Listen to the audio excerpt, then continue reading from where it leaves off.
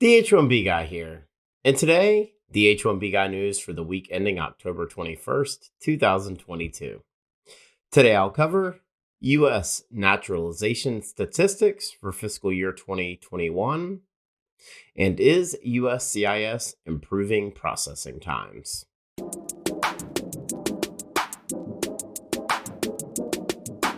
But before we get started, I'd like to ask you, if you haven't already, to please subscribe to the H1B Guy channel here on YouTube and like this video so that I can continue to produce more content like this for you.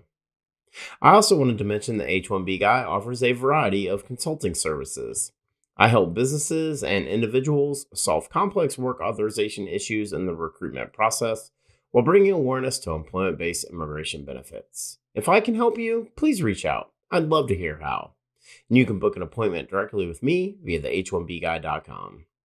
Today's news is brought to you by Syndesis and Path to Canada, the ideal plan B for high-skilled immigrants currently located in the U.S. whose status may be uncertain.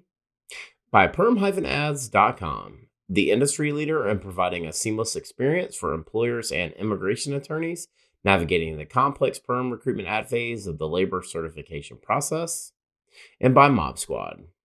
Are you a technology professional facing U.S. work visa-related challenges? Don't leave your fate up to chance. Our partner Mob Squad has a solution. Join the squad. Now, the news.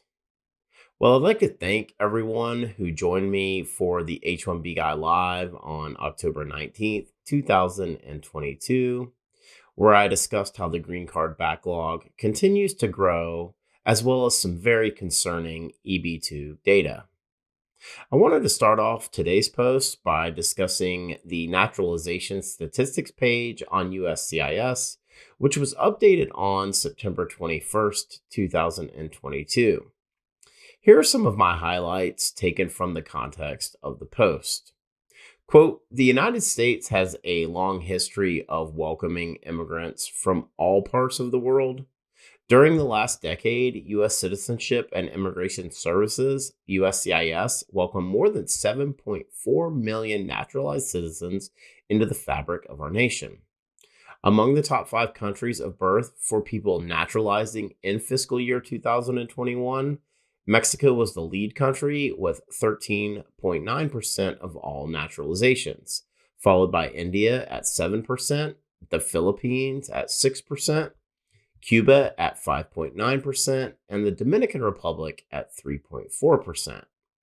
The top 5 countries of birth comprised 36% of the naturalized citizens for fiscal year 2021. More than 41% of citizens naturalized in fiscal year 2021 were 30 to 44 years old.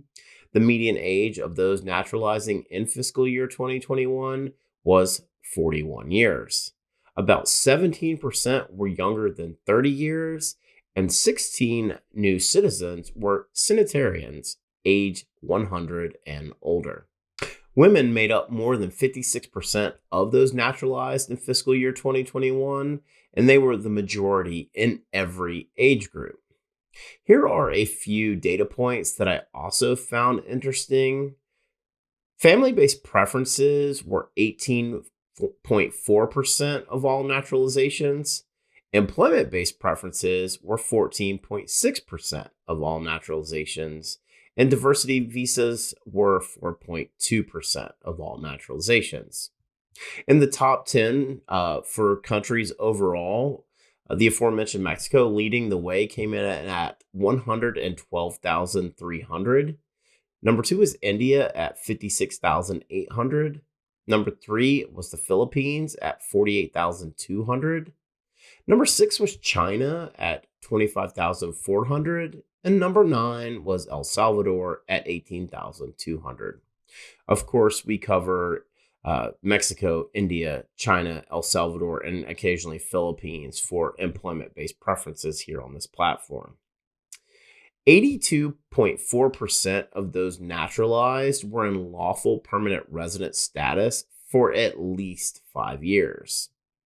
For those of you who may not know, naturalization is an immigrant to the U.S. who legally becomes a U.S. citizen. Family-based and employment-based preferences only made up 33% of all individuals that naturalized in fiscal year 2021.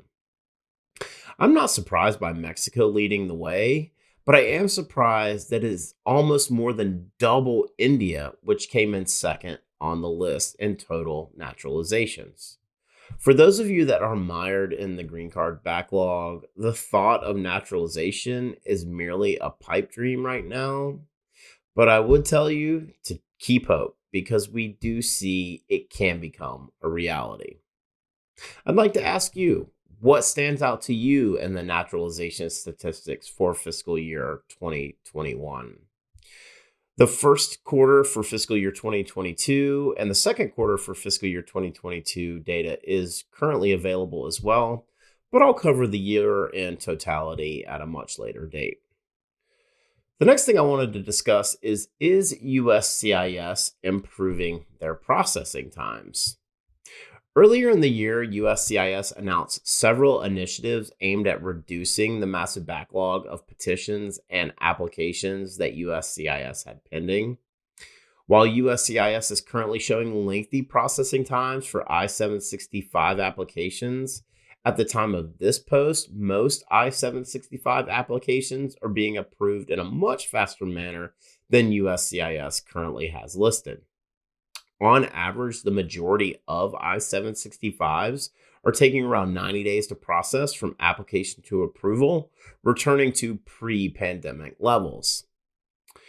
By USCIS allowing electronic applications for I-765s, it's definitely having an impact on reducing the overall processing time for I-765s. So here's hoping we'll see more electronic filings become available for other forms with USCIS sooner rather than later. However, it is worth mentioning that there's been a slight increase in RFEs, requests for evidence, for I-129 petitions for non-immigrant workers for H1B, L1A, L1B, and TN visas. Now, if only USCIS would move the I-129s to electronic filings, that would significantly increase those processing times and most likely reduce the necessity for issuing RFEs. In a tweet from USCIS that was posted on October 20th, 2022 that states, quote, "Healthcare and childcare workers, if you have an initial employment authorization document application that's been pending for over 90 days, please call our contact center at 800-375-5283 to request an expedite of your EAD. Be prepared to provide proof of profession or current or immediate prospective employment and valid immigration status. If the evidence you provide is insufficient, we may deny your request without requesting additional evidence from you."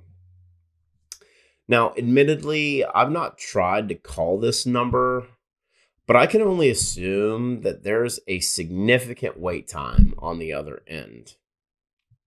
In one sentence, we were reporting that I-765s are now averaging 90 days to process. And subsequently, a tweet from USCIS addresses healthcare and childcare workers whose I-765 has been pending for more than 90 days. It is nice to see more practical, common sense policies from USCIS, though. I can't think of a more critical worker than those in healthcare. And it's time that we see relevant reform for immigrant doctors and nurses before it's too late. For the full post on the H1B Guy news for the week ending October 21st, 2022, please check out the h1bguy.com. And a reminder that today's news was brought to you by Syndesis and Path to Canada, the ideal plan B for high-skilled immigrants currently located in the U.S. whose status may be uncertain. If you're facing an H1B denial or OPT expiration, don't get caught off guard. Make sure you have a plan B, and Syndesis and Path to Canada are your answers. They'll gladly help you navigate the process. And if you'd like to find out if you qualify, please be sure to use the link in the video description below, and someone from Syndesis or Path to Canada will be in touch. And also by PERM-Ads.com, the industry leader in providing a seamless experience for employers and immigration attorneys navigating the complex PERM recruitment ad phase of the labor certification process. If you're looking to reduce your costs and overhead associated with perm labor certification recruitment advertising, let perm-ads.com help you. And by Mob Squad. Are you a technology professional facing U.S. work visa related challenges? Don't leave your fate up to chance. Our partner Mob Squad has a solution. Mob Squad helps technology professionals facing U.S. work visa related uncertainty remain working with their current U.S. company nearshore from Canada, as well as technology professionals from around the world who are seeking an opportunity to find a rewarding career in North America. Through their partnership with the Canadian government, they can obtain a Canadian work permit for you and your spouse in as little as 8 weeks. So, whether you're looking to stay working with your current U.S. company or you want to find a new opportunity in Canada, please find out how the team at Mob Squad can help you via the link in the video description below. Join the squad. Just wanted to ask you again to please like this video, subscribe to the H1B Guy channel here on YouTube, and click the bell for notifications so that you're notified anytime we post new content here to this channel. If you've made it this far, I just want to say thank you for taking the time to watch my video. I really appreciate your support. The H1B Guy, your global source for all things H1B.